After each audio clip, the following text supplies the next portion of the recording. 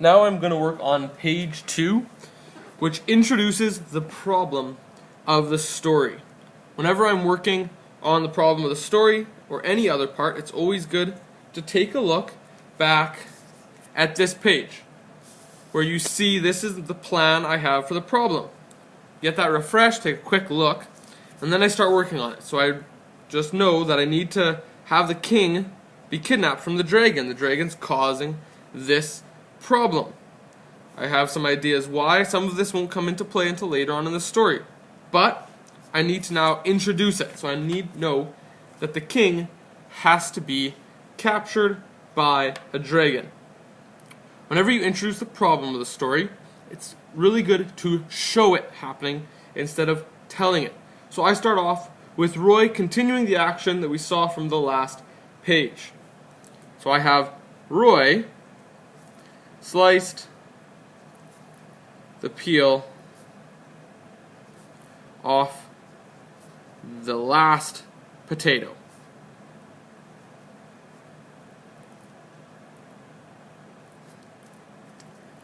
As he wiped the grime off his hands, a loud bang shook the castle.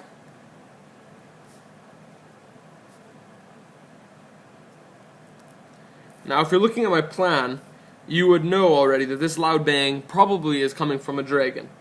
But Roy doesn't know that. And so for Roy's point of view, he just hears a loud bang. Roy spread his arms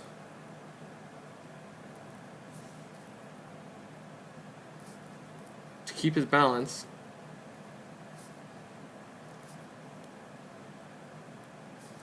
As the castle shook. So again, Roy's perspective, you can feel him trying to keep his balance while the castle's shaking.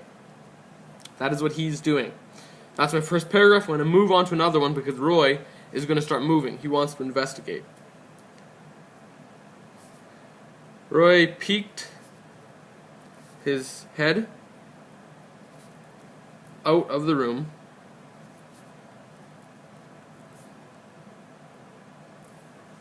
to see what was going on.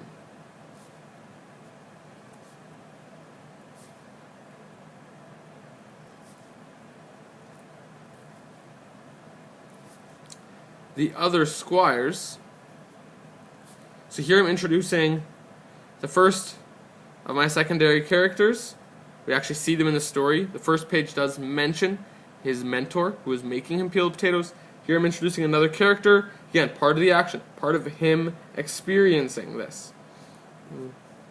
Ran past, shouting,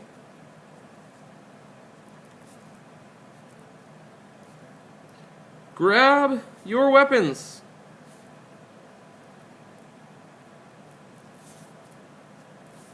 Protect the king.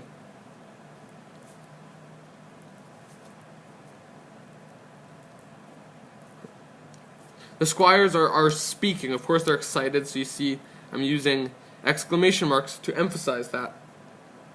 But the important thing is to see that it's worth having their words put in the story. That's what they're shouting. I could have just had it that they ran past and they were shouting to protect the king.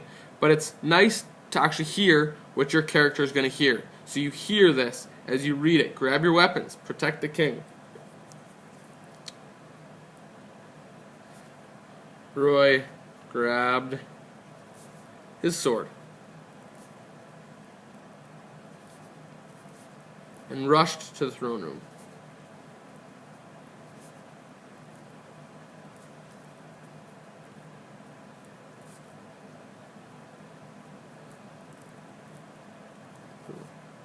But he was too late.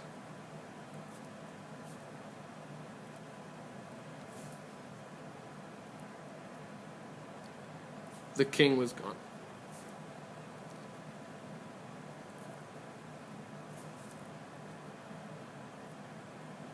When writing a story, just always a good thing to remember is don't have your sentences be too long. This paragraph could have been one sentence, but I could also change it into more.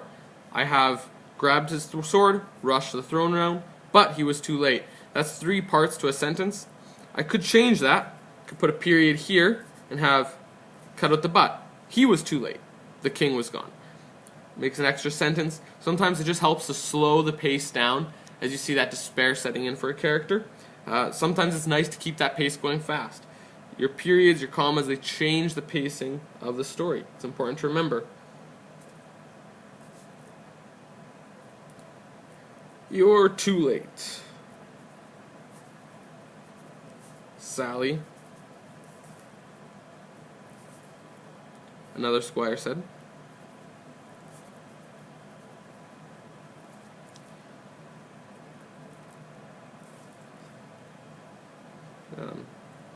Using Roy's awful nickname.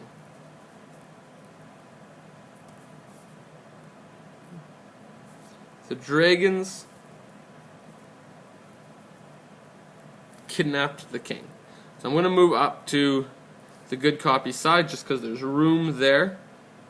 Never want to stop if you don't have to when writing.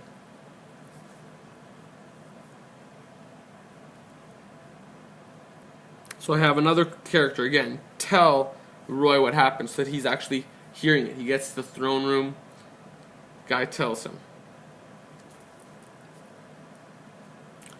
Roy looked around the room.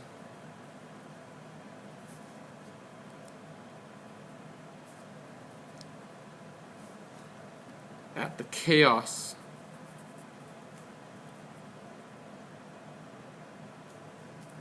left behind.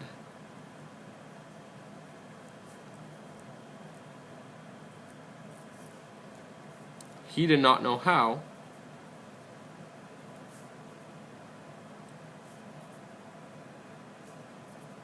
but he would rescue the king.